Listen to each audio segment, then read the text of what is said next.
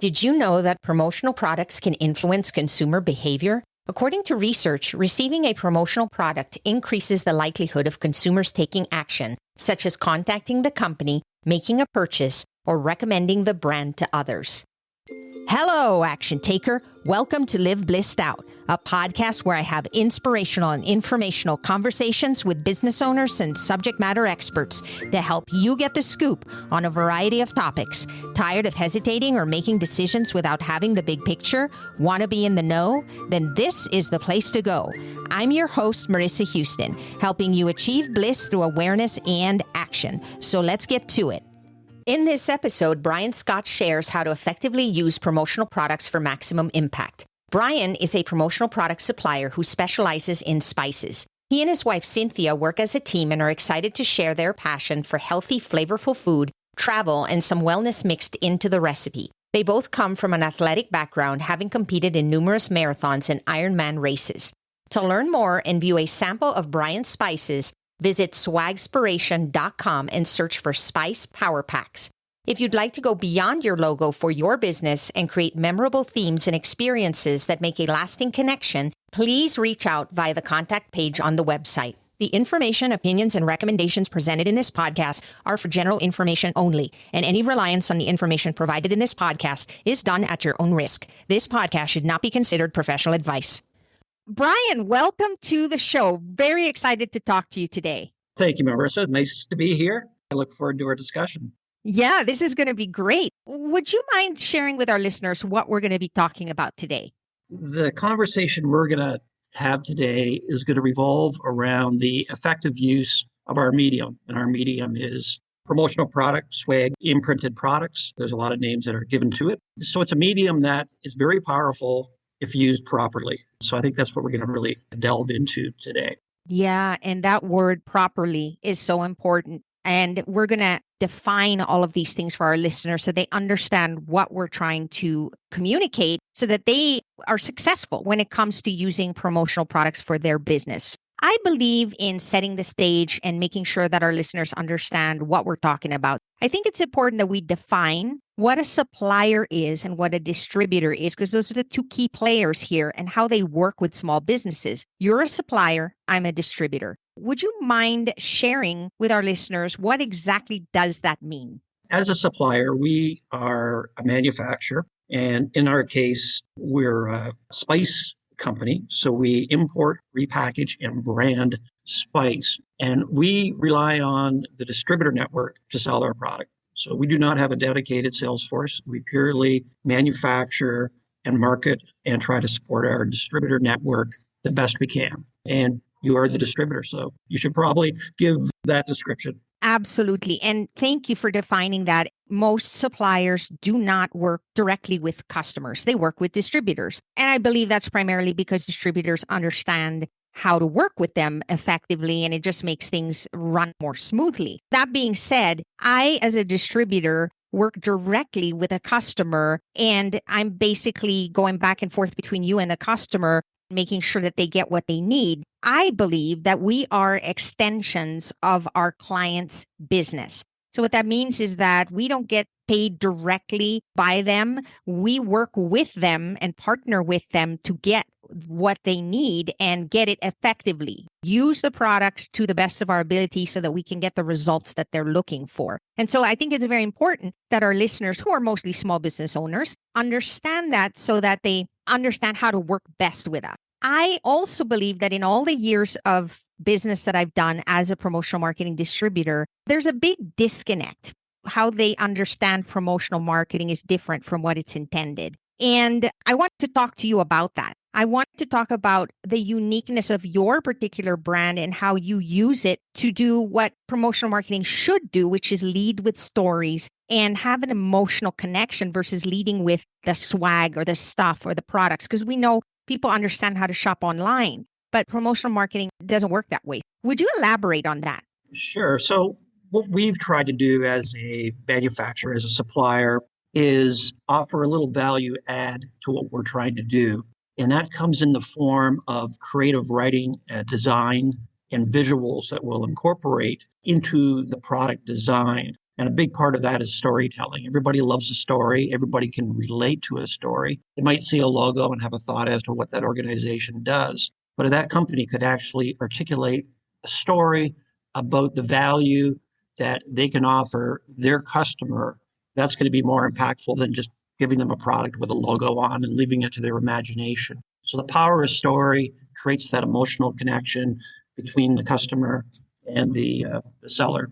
So that's really what we try to integrate. The neat thing about spice, and we have thousands of spices, every spice is uniquely different, has a unique property. So we try to leverage one of those properties into the story as well. So we're talking about the end customer telling their story, but also making it relate a little bit to the product that we have. It's been a pretty successful approach. I agree with that. And I think that's where a lot of people miss the boat. They think that if they buy the pen and have their logo on it, that is promotional marketing. And while that's very popular and a lot of people do it, the important thing is not the pen, but the message and how it makes them feel. Your product in particular really resonates with me because you're not leading with spice. Yeah, the spice is wonderful. We all use spices and we even have memories around spices because it relates to food. But what makes it really stand out is the messaging with it, right? So if you just walk around and hand somebody a packet of spice, yeah, it's great. Thank you. I'm going to use this for cooking. But it's the actual message that is tied to it that makes them go, wow, this is amazing. I didn't know this about this company, or I didn't know that they had the same values as I had, or whatever story you want to share, you have space to do that. And that's what makes it even more powerful.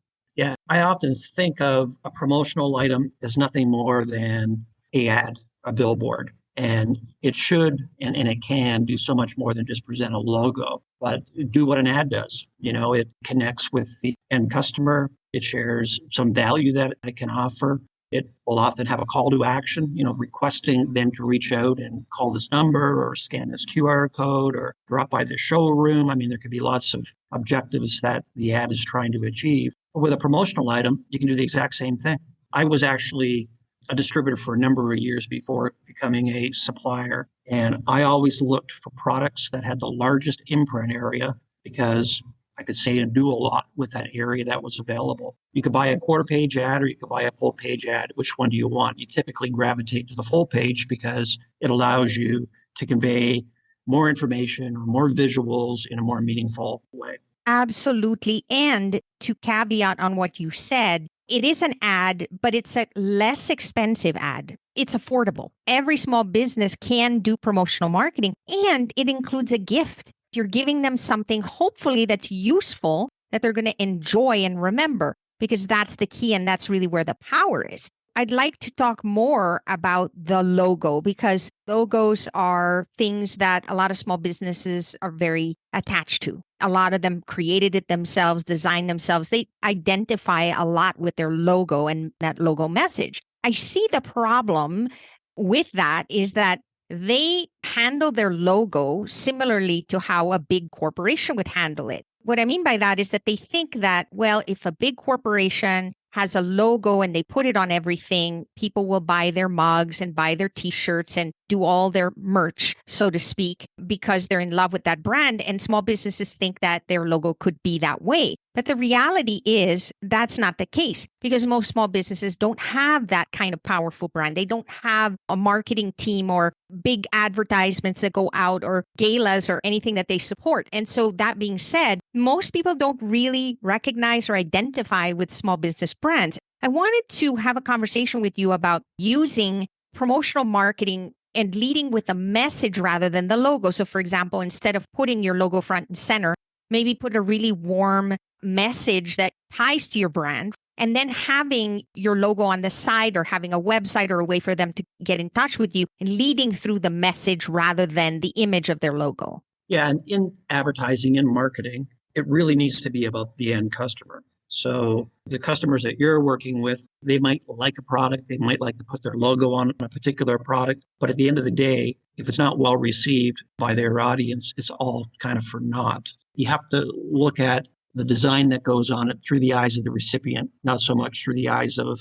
your customer. Yes, you're absolutely correct. Just putting a logo on a product, and if it's a small company and they expect to create some brand recognition, probably not. It takes a lot of money, a lot of repetition to achieve that, but they can be very clever, sort of take a bit of a guerrilla marketing approach and just do something uniquely different, as you've suggested. It could just be a couple words and the logo secondary, or it could be a tasteful image that relates to the brand and relates to something that the customer desires, and then the logo secondary. So, I mean, there's lots of unique things that can be done from a design and creative standpoint to really make the brand pop without, sort of pushing it in the audience face. You just let them experience it and taste it and go from there.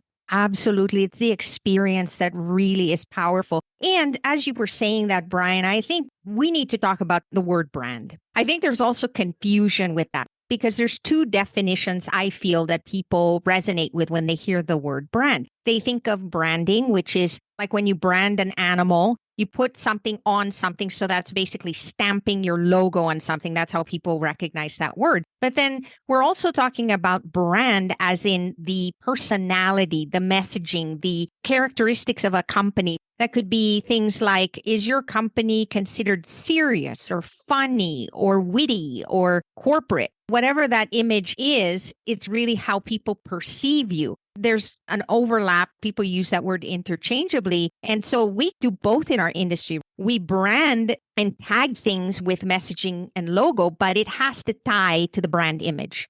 Correct. Yeah, you're spot on with that.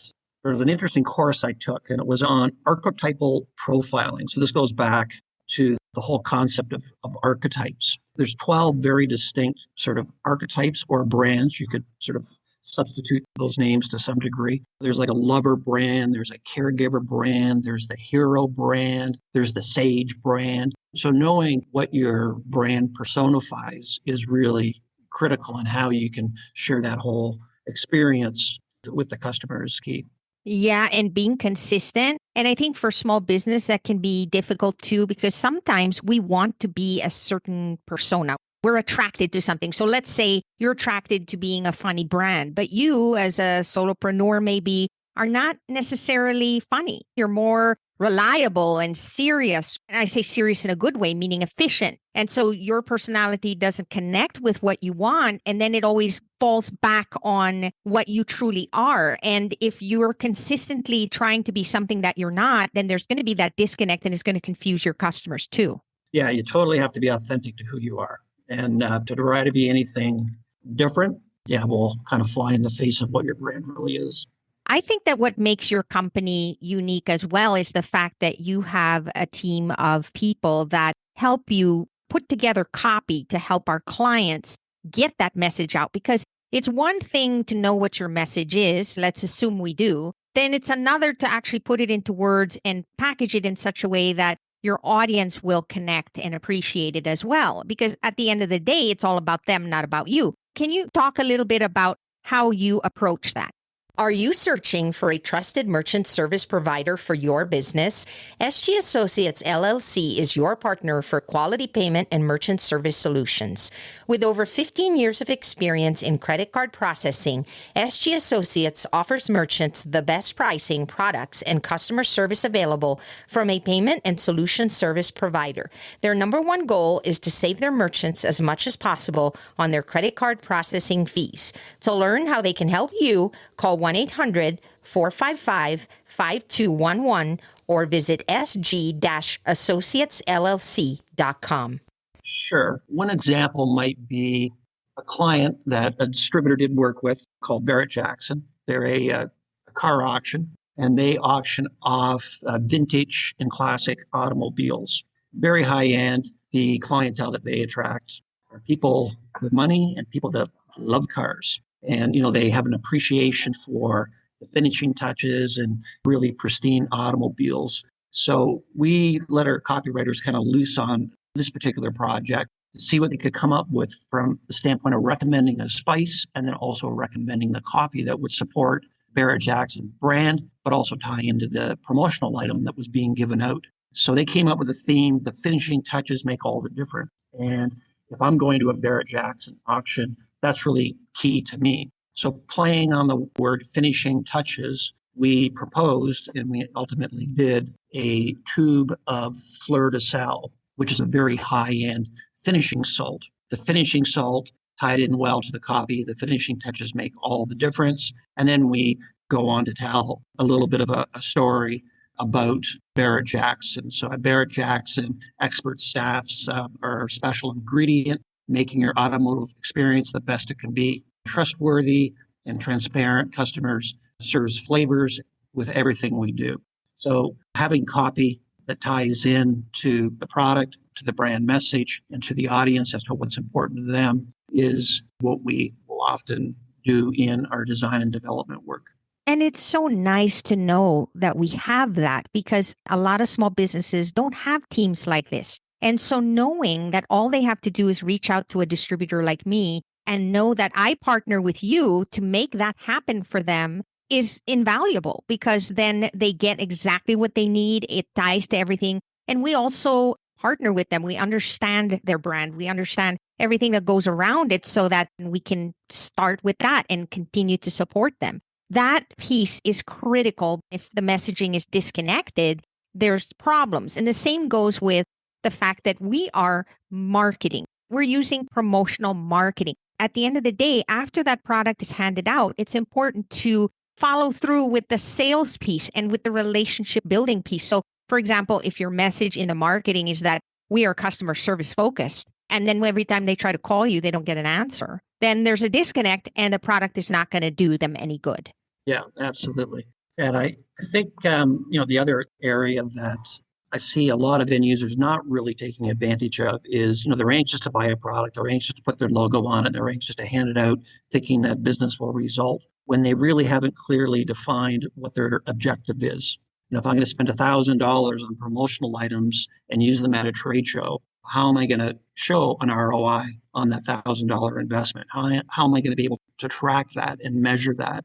And, really going to the trade show, what is the end objective? It's obviously to sell product, but what are all the steps along the way? One of them might be booking a meeting. So the objective at trade show could be booking a meeting to have a further, more in-depth conversation. So I think, business owners need to push a little harder on distributors to say, this is what I'm ultimately trying to achieve. Yes, I want to buy a product. Yes, we want to brand it, whatever that might look like.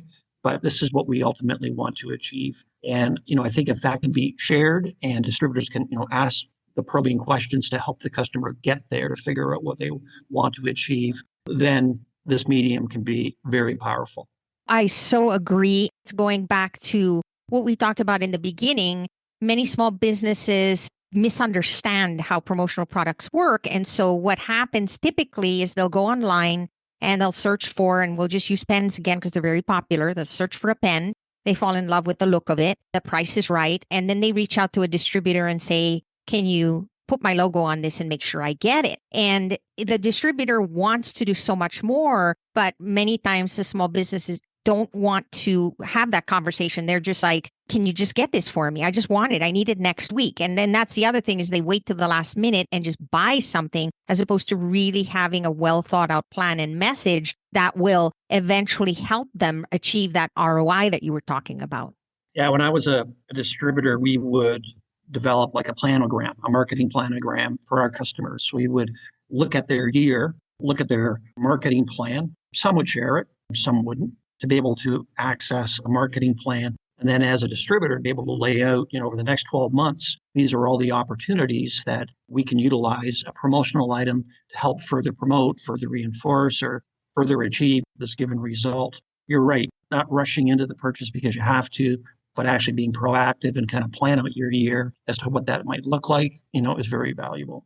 Yeah, and it kind of reminds me of Stephen Covey's, begin with the end in mind. Have that strategy of saying, okay, what is my overall objective? And then work backwards. What's really cool too, Brian, is that you don't have to think about anything anymore because the whole year's planned out. You already know what events are coming, what your goal is. You can track, for example, if you want to set up X number of meetings at a trade show and you use the item to do that, how many did you actually get? Did you get an ROI, or did you hit the goals that you set out to hit? And so you can then analyze things and spend your time really marketing, as opposed to worrying about whether a product has arrived on time or whether it's even the right product. Really, distributors and suppliers are your partner. an extension of their team to help them achieve the goals that they have when it comes to this type of marketing. I'd also like to talk about things like the target audience, focusing on the fact that oftentimes when we're looking for product, we get emotional. If it's something that we like, we think everybody else is going to like it. But the reality is it's not about what we like. It's what is going to resonate with the recipient, the person that is receiving it, and whether or not it ties with the message.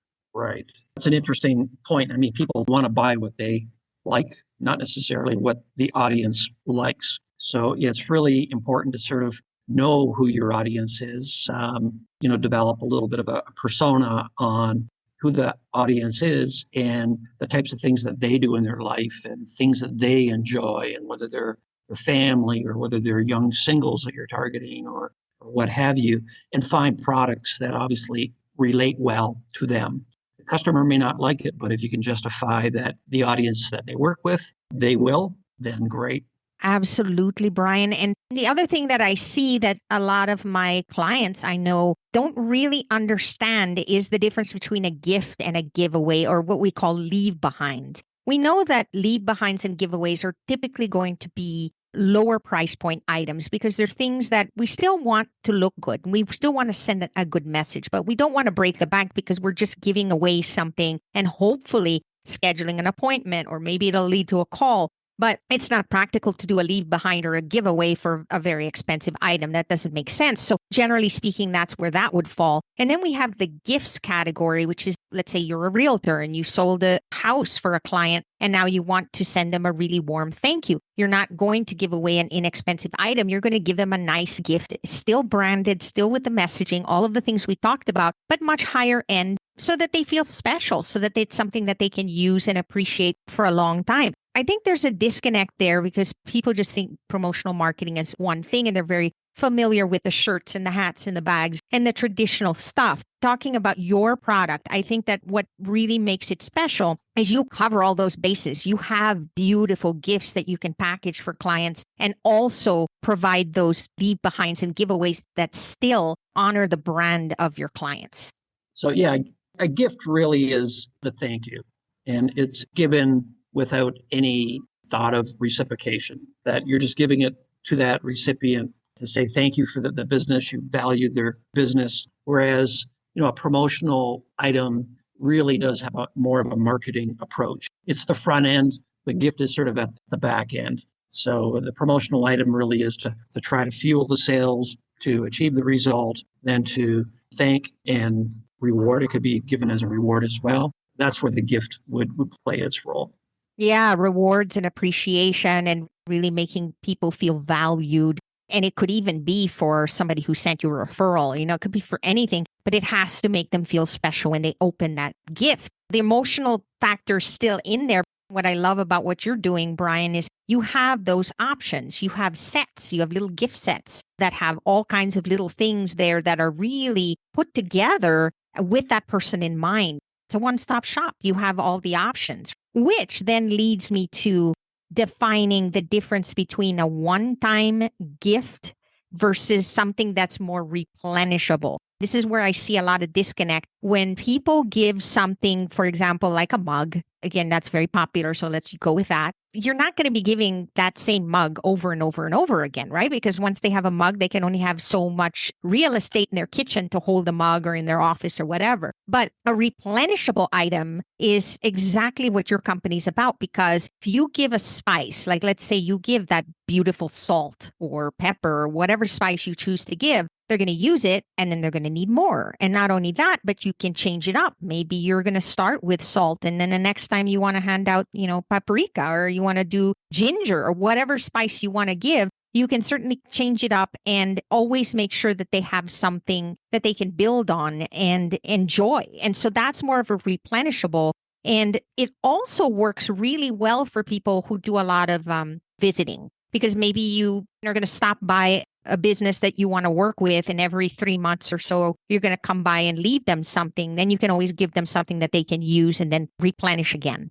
Yeah, and you could tie in with our line. It's very easy to tie into the seasonality. Heading into the fall, maybe a nice handout might be pumpkin spice. And, heading into the holiday season, a nice cinnamon. Heading into the spring, It could be a barbecue rub or something like that. So with spice, there's always a spice for every occasion. You could build a whole program. You go to visit your customer and they say, well, hey, what spice do you have for me this quarter or this month? And they could actually become very sort of habit forming that creates this expectation that, you're going to be in there with a new flavor, new spice. And gives them something to look forward to, something that they can use and really enjoy. And it just ties everything together, which then leads me to the last thing that I wanted to have a conversation with you about, Brian, and that is the importance of brand integrity. Your brand is compromised if the message is disconnected. So for example, let's say you're a high-end hotel, very well known, 5 stars, whatnot, and then you leave a very inexpensive plastic pen for them as a gift. There's a disconnect between your message and what you gave them. And that could actually compromise your brand and actually make the person feel disappointed and come up with negative emotions about what your messaging is, and also confuse them, frankly, because they're going to go, but this isn't what they're about. So I don't get this. Can you elaborate a little on that? Yeah, as you've stated, that can actually do more damage than good. So you're better off not to do that. Setting, some buying criteria for the types of products and the quality of the product that your organization should consider. So having some standards like that, but also just from the usage of logo and copy, that you want to make sure that you're dealing with a credible distributor that understands the importance of that and knows to ask the right questions to make sure that they're using your logo, your graphics, your copy, any of your brand assets properly. So that's pretty key. What you just said is so important because it's really utilizing your distributor to the best of your ability, in the sense that you're going to have to be willing to have that conversation. Most of the time, people just find a product online, contact the distributor and say, can you take care of this for me? And they use a distributor more as an order taker, when really a distributor should be more of a partner and consultant, somebody that you can rely on to have those conversations and pick the right products for your brand. Brian, I can't thank you enough. This has been so helpful. I think that our listeners are going to get a lot out of this. And perhaps the next time they're ready to place that order, they'll give that thought. They'll begin with the end in mind, as we talked about, and really look at this differently so that they can get the results they're looking for. Yeah, absolutely. You're spot on. Marissa, thank you very much. I enjoyed it. That's a wrap for this episode of Live Blissed Out. Thanks to Brian Scott for joining us, and thanks for listening. If you have a question or comment for a future episode, all you have to do is go to speakpipe.com/LBOVM or click the link in the show notes to leave a brief audio message. If you find value in our show, please visit liveblessedout.com to reach out, subscribe, and share on social media. This show is made possible through listeners like you. Thank you. So long for now, and remember to keep moving forward.